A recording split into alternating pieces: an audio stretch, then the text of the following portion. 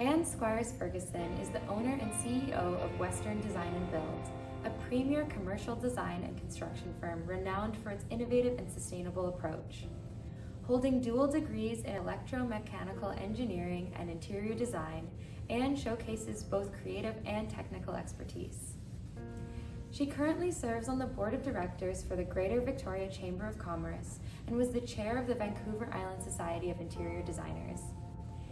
Ann has a long-standing connection with Pacific Design Academy, having taught at its interior design program years ago and is on PDA's program advisory board. Notably, she also designed PDA's current location. Today, we have the privilege of interviewing Ann, who brings over 2 decades of experience in the field of commercial design and construction. Please join us as we explore Ann's remarkable career journey and gain insights into the evolving landscape of commercial design and construction. Hey, I'm here today with Ann Squires Ferguson at Western Design Build. And Ann, how did you become an interior designer? What was your design journey? I always laugh when I get that question because I think, how much time do you have? Do you want the 30-second version? Do you want the 3-hour version? My design journey was atypical. I grew up in northern BC, just south of the Yukon border, and I had never even heard of interior design. It didn't exist to me. And so when I graduated from high school, I was living in Prince Rupert, 3 older brothers, 2 of whom had joined various branches of the military. So that seemed like what people did to me. So I ended up joining the Navy, the Canadian Navy, and they sent me to school for electro-mechanical engineering. After I finished my commitment to the military, I had an engineering degree, and so I stayed here and started looking for work. Invariably ended up in the tech sector, and I thought, I have a technical mind, but I'm passionate about art and color and vibrancy, and there has to be some place for me. And so I started searching, and I ended up taking a course at Camosun, and this is one of the reasons why I really believe in what PDA is doing. That was Design Your Own Artist Studio, and that was for me a feeder. It ended up that I was being taught by a retired commercial interior designer from Toronto, and I can remember the day when she came and she put her hand on my drawing and she said, "You know that this is a career, right?" And I was in my late 20s and I had no idea. I'd never even heard of interior design. So I ended up quitting my job and moving to Vancouver and studying interior design, and that was 25 years ago. Wow. So talking just about inspiration, what is your favorite interior design style?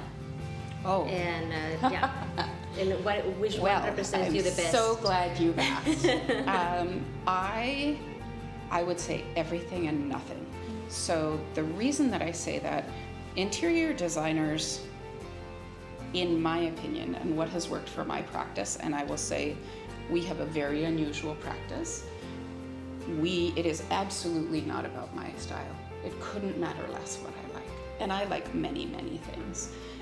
The concept of every project is driven sometimes by the owner or the client, often by the site, the building or the terroir, or where it's positioned in the universe, right? Whether it's here on the island, whether it's something we designed a school in Saudi Arabia.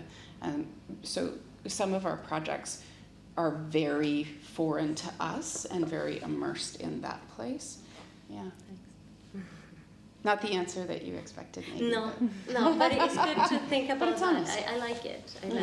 Because when start going through this, the path of interior design. We all, when we design something or we think about something, we put our thinking and what we would like the space to look.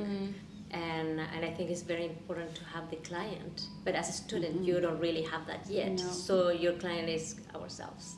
I would challenge the students, though, to imagine the client, to make up that client, and to make sure that client is as different from them as could be. Yeah. And sometimes, even when I was in school, I would go out into the community and find a friend or a neighbor or a business person, say, hey, can I use you as my client for this hypothetical project? Can we talk about, I remember calling a high school friend and saying, you're an accountant, right? She's like, yeah. Like, can I interview at you as if I was designing your office, like an accounting office for Kimberly? And that gives me structure. And I think I actually really love playing in structure. I find that that's really freeing. Often our structure as a design build company is driven by budget and schedule.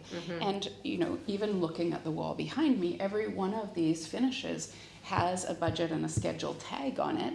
And so it'll, not only does it need to meet certain aesthetic and performance criteria, it needs to meet budget and schedule criteria. And within that structure, within that framework, then you get to play. And that's when really good design shines.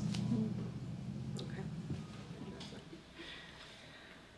Could you talk a little bit more about just commercial interior design in general? And you know, a lot of our schooling experience has been more in residential, so it'd be interesting to hear your take. You know, I think PDA does a really great job of giving a broad overview of the industry and then giving the students the tools that they need to step in, like to a direct stepping stone. And the direct stepping stone, everybody's lived in a home, right, of some description, and so you already have an inherent knowledge. So it makes sense that after 2 years, your first stepping stone into an industry is going to be in residential, because there's a lot less to know. And so the path to what we do tends to be through Kwantlen Polytechnic, BCIT, VIU. It's a degree program because it requires so much more data. And for us, the vast majority of that data is not sexy. It is technical and functional.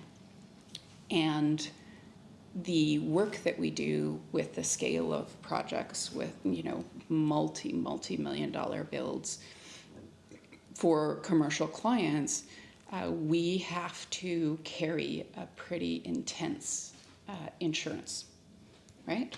So errors and omissions insurance, malpractice insurance, and you aren't able to get that without a certain level of education.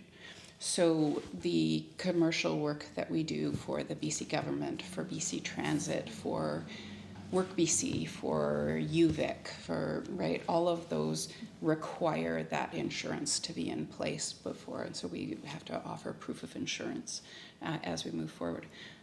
Yeah.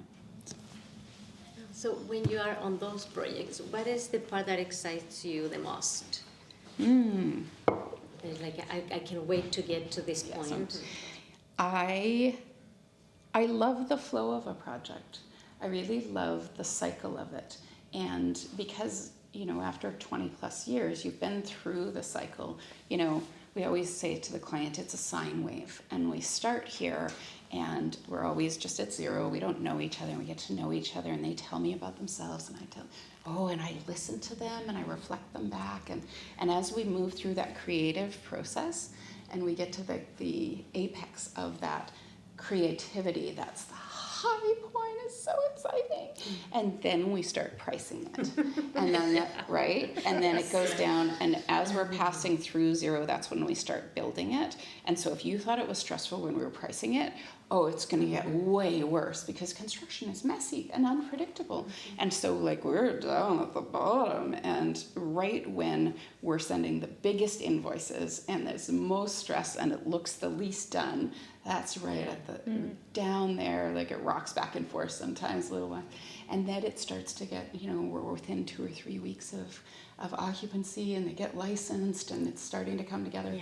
And that's why we always encourage them to throw a party. That's why we always bring gifts, and that's why, right? Because we want to get them up again. Right? We're on this little roller coaster. And so there have been times, and I talk about that with major projects. We talk about that at the beginning. It's like, this is the cycle. And then when they're in that moment and they're, you know, I'm like, remember? Yeah, we're down here. there it is. Oh, yeah. You get tired eventually. Yes, you get yeah. tired. So when you do that process, how much do you share with them? Like, do Everything. you tell them, now we're going in this, now we're Absolutely. going to, like, telling them the future a little Yeah, bit? always. Okay. Repeatedly. Thank Good. you. What are some common obstacles emerging designers in all areas of design face when either going into getting their first job or transitioning into a different career path? As many of our cohort, we're kind of doing that. It's a second or third career for some of us. Yeah, absolutely. It doesn't matter if you know precisely what you want to do after high school. It doesn't matter. Do anything. Just maintain a momentum. Just don't stop. And so that's what I would say is when you're coming out of a program, one of the things that worked for me is to always have things overlap. So I never quite ended one thing before I started another. So when I was getting out of the military, like 3 months before I left, I was working on my resume. I was out in the community doing informational interviews, right?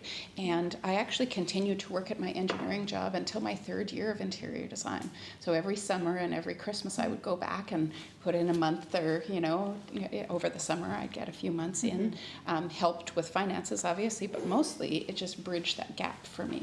And so that's what I would say, maintain momentum, bridge the gaps.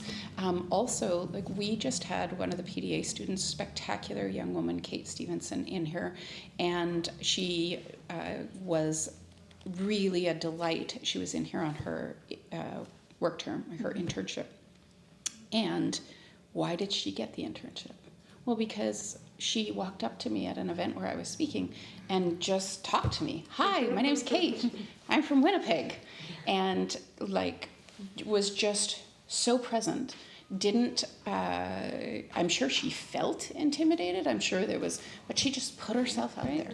And so if you can get over yourself and your insecurity and put yourself out there, what you bring is going to be reflected back at you 99% of the time, right?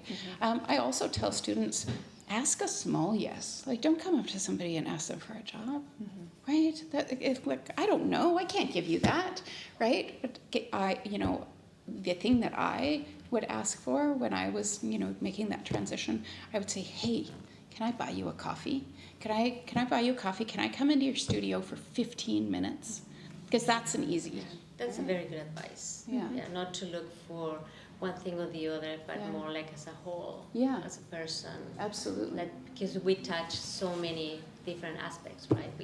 Sometimes we touch people and places that we don't even know that we can influence or transform someone else's life. Absolutely. Yeah.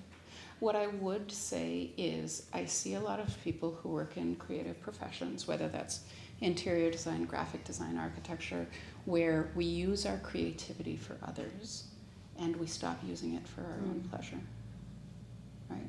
And I think that is a tragedy because that's when the spark can go out. Yes. Right? Yeah. Thank you, Ann. You're welcome. Thanks. Thanks so much for speaking with us. It's a pleasure. For this video. It's an honor. Yeah. Thank you. Thanks for coming. Thank you for being so authentic and honest and giving you much more than just an answer for our questions. I really appreciate that. Okay. I like it. Yeah. Good. I'm glad. It was fun.